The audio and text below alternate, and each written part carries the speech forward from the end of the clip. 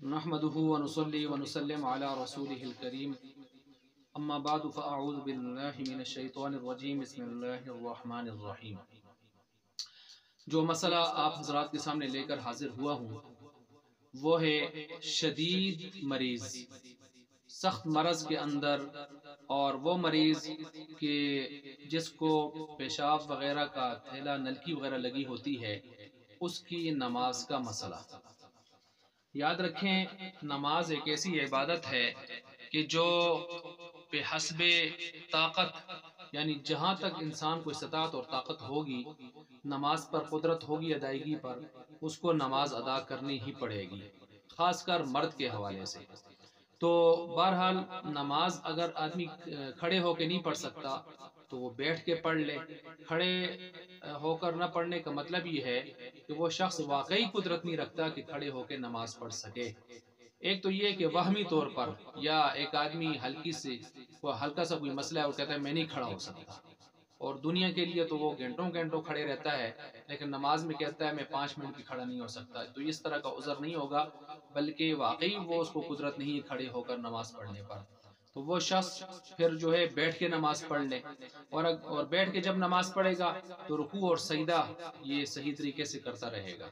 और अगर रुकू और सजदे पर भी उसको कुदरत हासिल नहीं है तो फिर ऐसी सूरत में वो लेट जाए, और लेट कर ऐसे पीछे तकिया वगैरह रख के किबला रुख होकर वो नमाज पढ़े। तो फिर अब किबला रुख होकर जब लेट कर सर के इशारे से वो नमाज पढ़ेगा, सर के इशारे से, तो उसमें रुकू के लिए वो हल्का सा इशारा और सजदे के लिए थोड़ा सा ज़्यादा झुकाव करेगा। मसलन रुकू के लिए इतना सा इशारा और सजदे के लिए इससे भी नीचे होकर इशारा देगा। ये जो लोग हाथ आगे करके ऐसे और एक अजीब सी हैत बनाते हैं, इसकी करने की कोई ज़रूरत नहीं है। बस अपने सर के और ऊपर के धड़ के इशारे के साथ जो है वो इशारा रुकू और सजदे का काफ़ी है। तो इस तरह अपनी नमाज को मुकम्मल करेगा जितनी ताकत होगी। और अगर खुदा न खासा इतना सख्त मरीज हो गया है, इतनी मर्ज इस कदर बढ़ गई है कि वो सर भी नहीं ला सकता, तो इसका मतलब है वाकई ये बहुत ही ज़्यादा सख्त सीरियस किस्म का मरीज है, और अब इसको नमाज इससे इस वक्त में साकित हो जाएगी।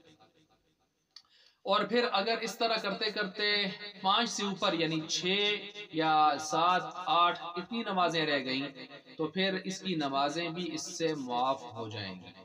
इससे नमाजें भी मुआफ़ हो जाएंगी अगर इससे ऊपर नमाजें रह गई तो। अगर इससे कम नमाजें हैं और जब अल्लाह ने सेहत दी है तो फिर ऐसी सूरत में बाद में वो कर लेगा, उनकी कज़ा कर लेगा। और अगर खुदा न खास्ता इसी मर्ज़ में वो दुनिया से चला जाता है तो फिर इस सूरत में जो उसकी पहले की नमाजें हैं वो नमाजें, उनका फ़िदिया वगैरह वो सिलसिला भी उनका अदा किया जा सकता है। तो बहरहाल यानी 5 नमाज़ों के अंदर अंदर, 5 और 5 के अंदर अंदर जो नमाजें हैं और जो पहले की नमाजें हैं वो नमाजें, बाकी अगर 5 से ज़्यादा चली गई हैं वो तो उसके लिए मुआफ़ हो गई हैं, उनका फ़िदिया वो चीज़ भी नहीं है। तो अब यहाँ पर बसा औकात ये एक मसला भी पेश आता है कि एक आदमी सख्त मरीज़ है और वो वज़ू करना उसके लिए मुश्किल होता है। तो जहाँ तक उसके लिए वज़ू है, इसमें याद रखें कि इस्तिंजा वो वज़ू का हिस्सा नहीं है, बल्कि उससे मुताल्लिक़ मैं मुस्तक़िल एक क्लिप इससे पहले बना चुका हूँ, वो मौजूद है मेरे इसी चैनल के ऊपर इस्तिंजा के मसाइल के हवाले से। तो ये वज़ू का हिस्सा वो नहीं है। वज़ू तो सिर्फ हम जिसको कहते हैं 4 दाम, बस चेहरा धोना और दोनों हाथ धोना,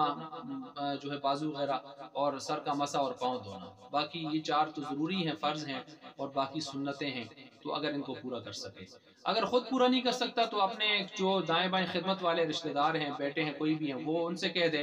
वो इसको जो है किसी बर्तन वगैरह में इस तरह वज़ू करवा दें। अगर वो भी करवाने के लिए तैयार नहीं है या नहीं हो सकता, इस तरह कोई भी सूरत नहीं बनती, तो फिर अगर इसके पास सरमाया है तो उस सरमाए से कोई आदमी खादिम नौकर रख ले अपने लिए जो इसको वज़ू करवाए,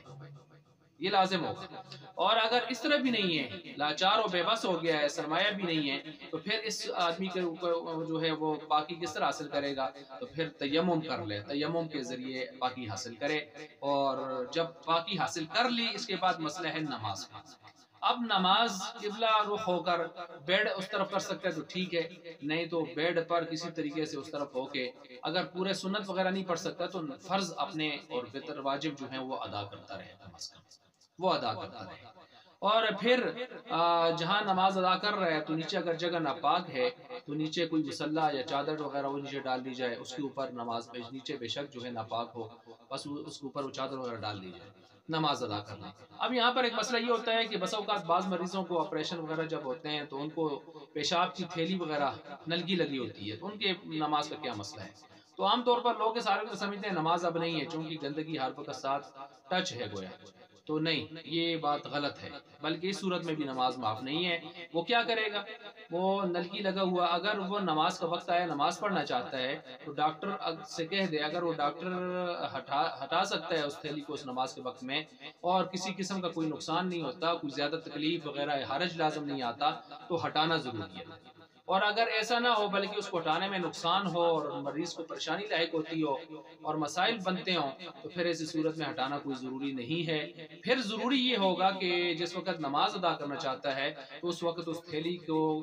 خالی کر لے، اس میں سے پیشاب نکال دے، یعنی جتنی کم نجاست ہو نا، پھر اب عذر جب آیا تو جس حد تک کم کیا جا سکتا ہے نجاست کو تو کم کر لے، یعنی ختم کر دے، اس میں سے پیشاب نکال دے اس میں سے، اور پھر جب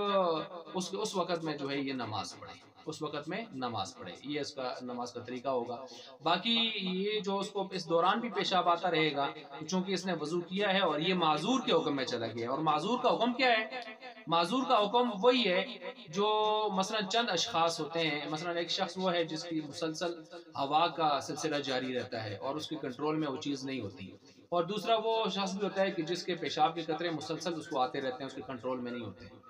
یا کسی کا کوئی زخم ہے وہ مسلسل بہہ رہا ہوتا ہے، اس کے کنٹرول میں نہیں ہوتا،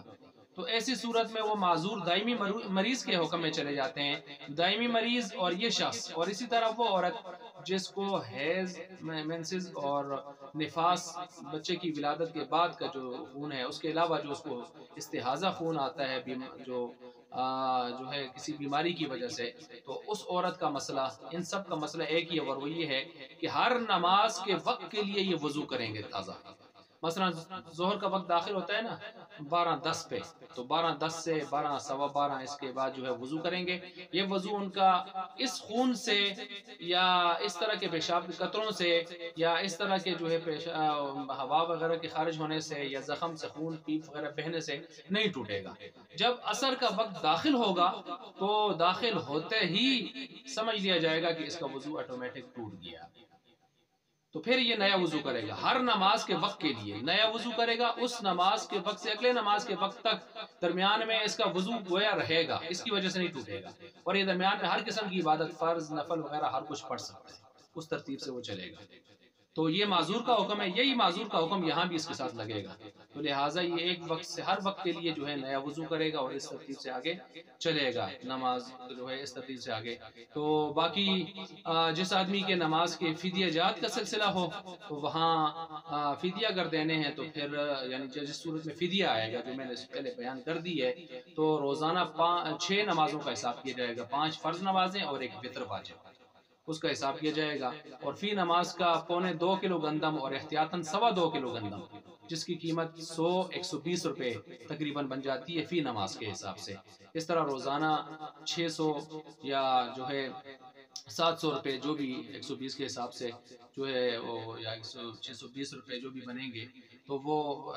اس کے روزانہ کے حساب سے ہوں گے فدیہ جات وغیرہ۔ تو بہرحال المختصر بات یہ ہو گئی کہ نماز ایک ایسی عبادت ہے کہ حتی الامکان، حتی الوسع، اور جب تک انسان کو طاقت ہوتی ہے اس کی ادائیگی کی کسی نہ کسی صورت میں تو اس پر معاف نہیں ہوتی اور اس کو ادا کرنی پڑتی ہے۔ اللہ تبارک و تعالی ہمیں نماز جیسی اہم عبادت کو صحیح طریقے سے اہتمام کے ساتھ ادا کرنے کی توفیق عطا فرمائے۔